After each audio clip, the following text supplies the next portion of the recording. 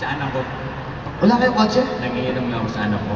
Dapat Ilan years dito, wala kayong kotse? Dapat kaya kayo, Torre. Driver lang ako yung anak ko. Talagang wala kayong kotse?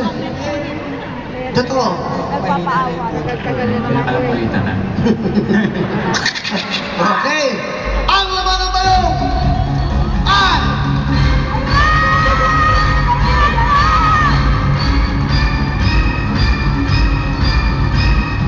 Okay, before anything, I'd just like to thank Attorney Michael Garbico again, and Tita Millie, thank you so much for helping us.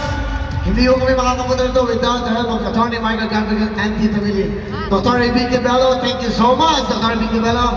And of course, Cal and Lily Productions, that's right. Thank you so much, Cal.